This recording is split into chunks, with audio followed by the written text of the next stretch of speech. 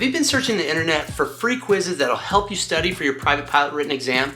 Well, look no further because I'm about to share my free resource that I'm launching today that'll help you study for everything private pilot. These are some free quizzes that require no sign up, no fees, nothing like that. They're just totally free. Whether you're a student pilot who's studying for that written exam or you're a rusty private pilot who wants to get back into flying, either way, I think these are going to revolutionize the way that we study for that private pilot material. Welcome to Free Pilot Training. I'm Josh. Let me show you where you can get these free quizzes.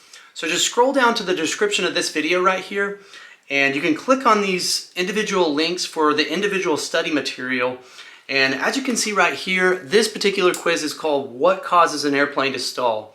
All right, so what I'm going to do at first is I'm going to put the link to each one of these individual quizzes in the description of every single one of my ground course videos.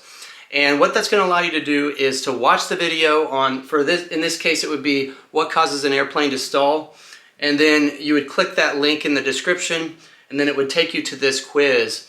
And these individual quizzes are great because they're just really short snippets, and that's going to give me good data to share with you guys at a later time. I don't know of any other resource out there that they can look at the missed questions, but that's going to allow me to do that, and then I'm going to be able to share that with you guys at a later time.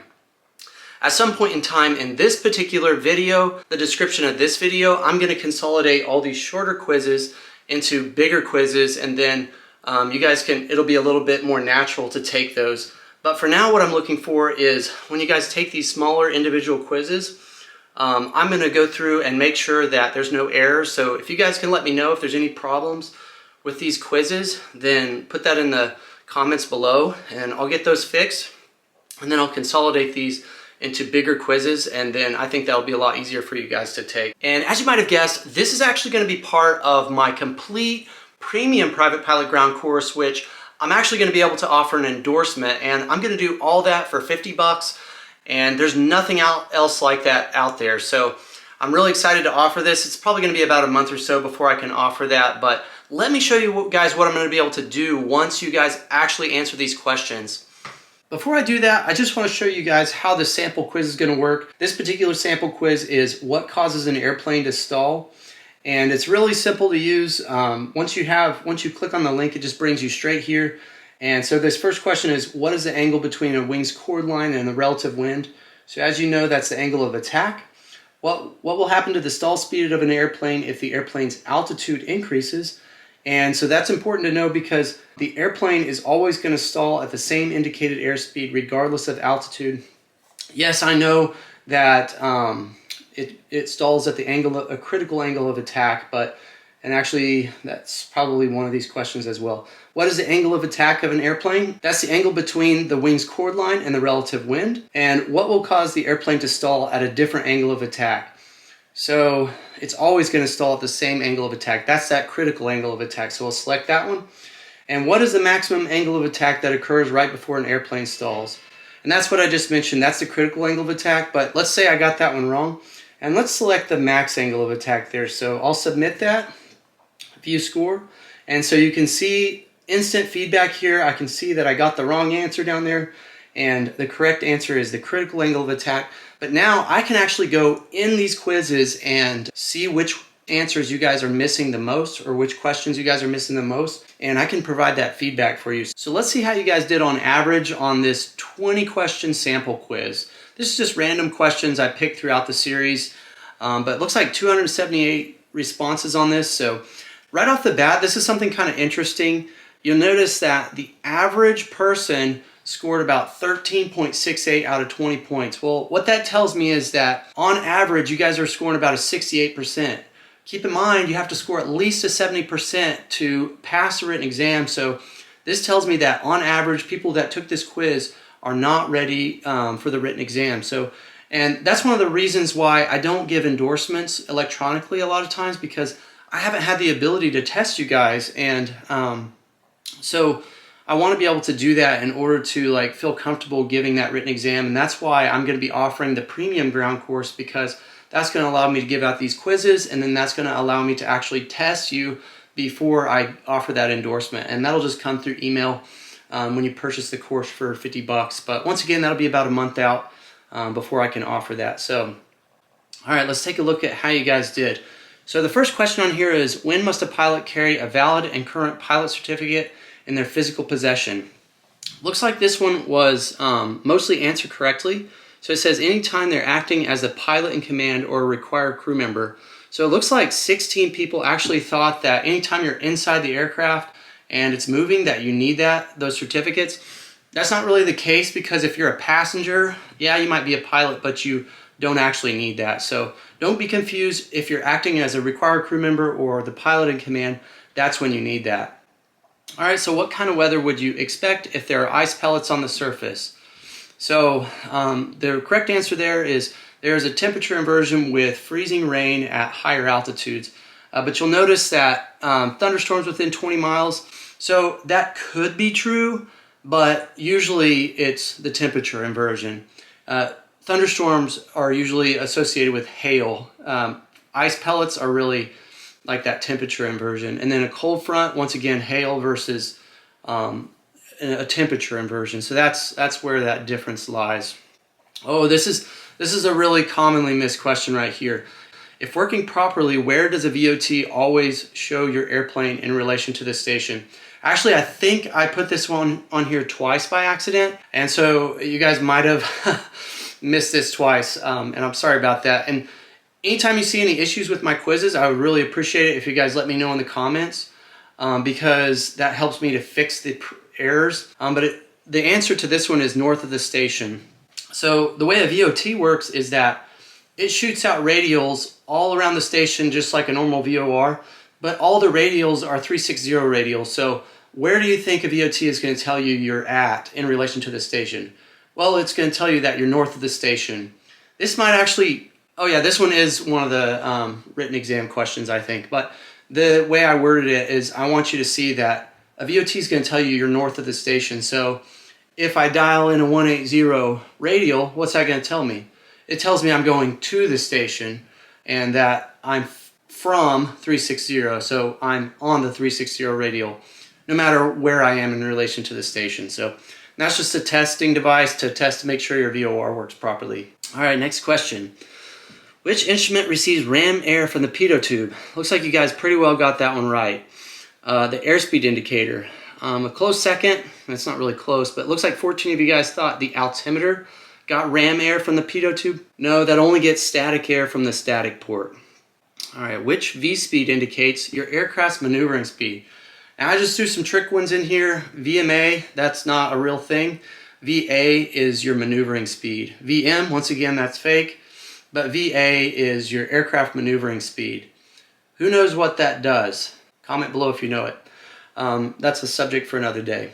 What happens to the stall speed of an airplane when the flaps are lowered? All right, so it says stall speed decreases is the correct answer. So this is one of the most important things about flaps. And I don't think it's taught enough, because flaps actually make your airplane safer to fly. So I like to use flaps to the max extent possible when I'm making landings, because you're less likely to stall the airplane. So stall speed decreases, so that stall speed goes down. And I think that's just some confusion why we have, you know, people answering 36 and 23 people answering these other questions. But just remember, flaps make it safer to operate the airplane. So yes, you have to wait until you're a certain speed before you can lower them, but once you do that, your stall speed decreases. All right, next question. What is a particular danger of ground effect on takeoff if it's not considered by the pilot? Let's see. So you can see the right answer is the airplane can take off and become airborne before a safe takeoff speed. That's absolutely correct. So what happens is you actually have reduced drag, and so that airplane can actually create lift faster, and so you can get up into ground effect, you can get airborne faster. So but if you climb away from ground effect and you're too slow for that safe flying airspeed, you could actually stall up above the runway if you climb out too quickly. And that's one of the reasons why we train you guys to do power on stalls, because that's happened before. Now these other answers down here, looks like somebody said the airplane may take longer to accelerate because of induced drag. That's not true, because induced drag is actually reduced in ground effect. Yes, you're going slower, and at those slower airspeeds, induced drag is greater, but ground effect actually reduces that. So that's probably where that confusion right there came from. And then we'll see reduced drag can contribute to longer takeoff distances. That's not true, because if you have reduced drag, then the airplane's going to speed up faster and you're going to get airborne faster. So that's not true. A is the correct answer in this case. All right, next up, what is the minimum weather required to operate in Class G airspace at night at 1200 feet AGL and below? So this, you can see this is a really commonly missed question right here. This is probably one of the most missed questions, and I don't really think it's confusing. This is just one that you're just going to have to remember.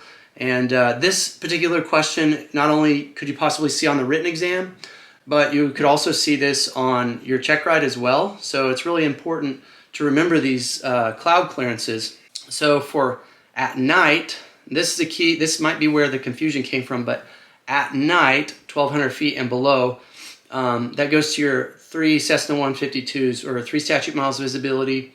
You have to be 500 feet below clouds, 1,000 feet above clouds, and then to 1,000 feet horizontal from the clouds. This is where I think this is really going to be valuable, that I can give you guys this information, because you can see right here that 278 people are struggling with this question. So I'm going to be able to share that with you guys, and you're going to be able to see, like, okay, what do I need to be focusing on? Yes, obviously you need to know all of it, but like, where are the weak points? And this is a weak point, is weather. And this is not only going to be on your written exam, but your check ride, your oral portion. So focus on weather. This is a really important one. Okay, so how should you position the aircraft if you encounter severe turbulence? Now, this one, you can see that most of you guys got this one right, but there's also quite a few that missed this one. And I think this is because we don't teach this one too often. And this might not actually be a ground course question. I can't remember, but this is one that I chose because, like, if you do get into turbulence, you should maintain a level attitude, and you shouldn't chase the altimeter. You shouldn't chase the airspeed. You should just fly an attitude, see what that gets you. Fly an attitude, see what that gets you. And just very gentle controls. But yeah, so maintain a constant airspeed and pitch down slowly. No, you don't want to maintain a constant airspeed, because your airspeed is going to be fluctuating with that turbulence. Follow your altitude indicator carefully and correct any altitude changes as quickly as possible. No, because your altimeter is going to be going up and down like crazy in severe turbulence. You just want to fly an attitude, see what that gets you. Fly in the yellow arc. That is exactly the opposite of what you want to do. Remember, if you're in the yellow arc, you don't want to exceed light turbulence. So that's definitely a wrong answer on that one. Okay, what kind of air is associated with the temperature inversion? All right, so as you can see, this one is a really commonly missed question. Actually, the incorrect answer got selected more than the correct answer. As you can see, the correct answer is stable air, but a lot of you guys put down unstable air. So people get really confused about stable air and unstable air. Stable air does not mean good weather. That simply means that the air does not have the ability to go up as good as an unstable air, where it can actually raise violently. So a temperature inversion is where that warm air sits on top and the cooler air is down below. So any kind of air or moisture that goes up, it gets trapped there by that warmer air. So stable air, that's what you can get with a temperature inversion, and like actually right at that level, right at that where the temperature inversion happens, a lot of times you'll get wind shear. But unstable air is more what you would get with like a thunderstorm, when the weather is actually seemingly nice, and that 2 degrees Celsius per every 1,000 feet exists. There's more moisture in the air. Then you have a cold front move through, which actually pushes that air up more and makes it super violent. That's when you would get the violent air with the unstable. So, and temperature inversion, you're not going to have violent updrafts. Typically, it's very smooth. You just typically have like this. You'll have like a layer with that wind shear, and then not really any violent updrafts. Extreme temperature dew point spreads, yeah, that's not really a thing. So that's the temperature inversion one, but you can see, guys, stable air with a temperature inversion. What is the proper way to depart the pattern at an uncontrolled airport? Now, okay, this is a little bit of a trick question, and I did not pick this question. This is a rewording of another book I found, but the correct answer is comply with the established FAA traffic pattern for the airport. Yes, you should depart in the way that seems safest in that situation. This is true, but the way FAA questions are worded, you need to select the most correct answer, and this is the most correct answer, is comply with the established FAA traffic pattern for that airport. But you're absolutely right. You should depart in the way that seems safest in that situation. And you're the pilot in command, so I don't like this question, but this is the answer right here. So, and you may not necessarily make a left turn, then depart on downwind. I mean, yes, you can at a towered airfield do that, but that's not a standard way to exit the pattern. All right, which of these items would qualify as preventative maintenance? Now, this is just something that you would have to know from reading the regulation, but replacing the wheel bearings on the main landing gear is one of the preventative maintenance items that you can do. And for these questions right here, one of the things you can do is say, okay, well, repair a crack on the engine support. Well, that's an engine support bracket, so that's a really important piece. Should I really be welding on that?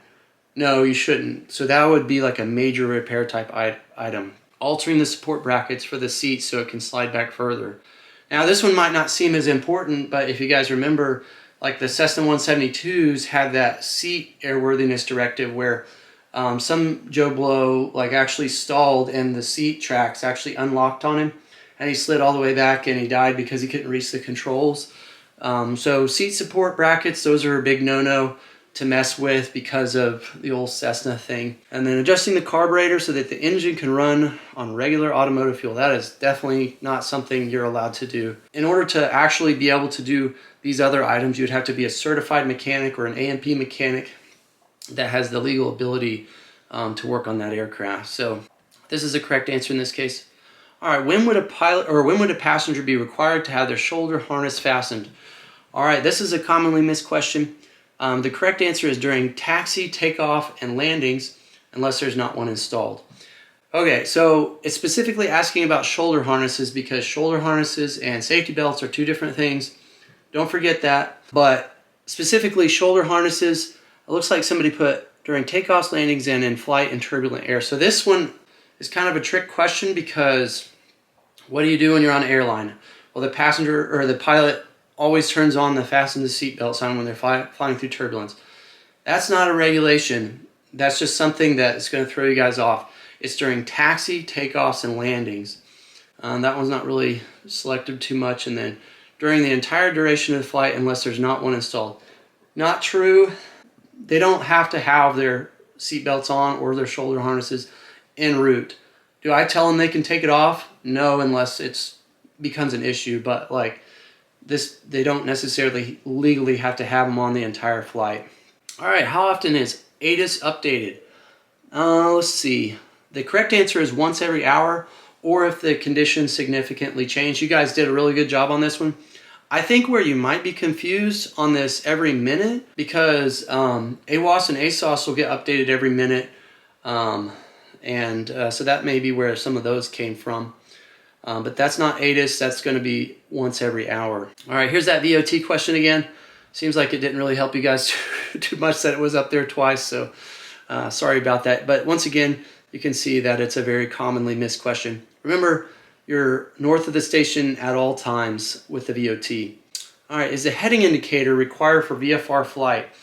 Now, you can see this is a really commonly missed question. Now, what this is talking about is the heading indicator down below, not the magnetic compass. If they're going to ask you about a magnetic compass, it's going to say the word magnetic in there.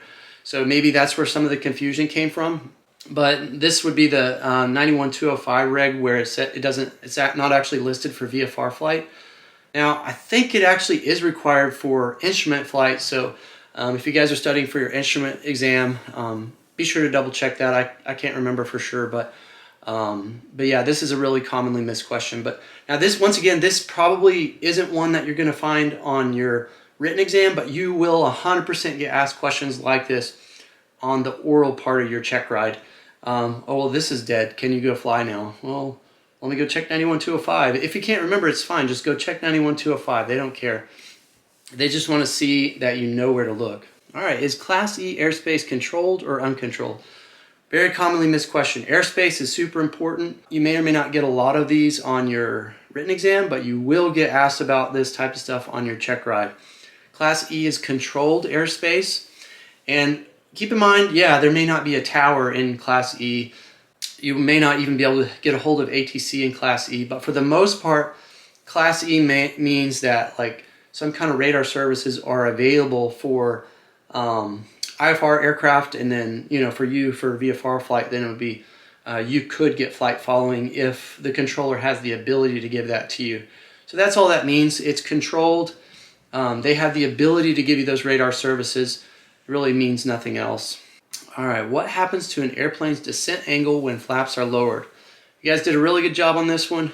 Descent angle increases because basically what that does is it increases the drag on the airplane, and so that allows you to fly at a slower airspeed without stalling, and so that angle increases so you can get down faster. That's one of the big reasons why we use flaps. All right, what is a direct byproduct of the lift that an airplane's wings produce?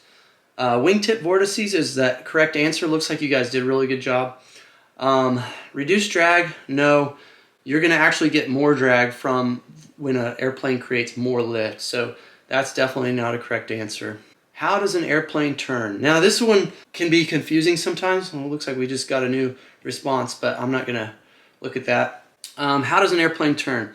By using the horizontal component of lift.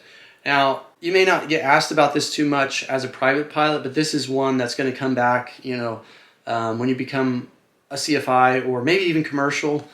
But what that is basically you turn the airplane on its side and then lift going out sideways. That's what turns the airplane.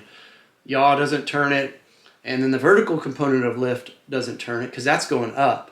So that's the answer to that question. Overall, you guys did an awesome job. I want to thank you so much for participating in my sample quiz. Now, check the description below to check out those other quizzes and go crazy, share them with everybody, share them with your friends. Let's get some data in there and I can give you guys more feedback on all those. And be sure to remember, I'm going to be offering that private pilot ground course, the premium ground course for $50. It's going to include all those quizzes, and I'm going to have some reading assignments and stuff like that to go with my videos. And it's going to be $50. I don't know of anywhere else out there that's going to offer a ground course that cheap. So be sure to keep me in mind, share this stuff with your friends, and come back to this video for anytime you want to do a quiz. And don't forget, I'm going to put these in the individual videos for my individual ground course videos as well. So if you watch a video and then you go down below in the description and you click that quiz, take it, see how you did, and comment and let me know how you guys did. I really appreciate you watching this video, and thank you for being a part of Free Pilot Training. See ya.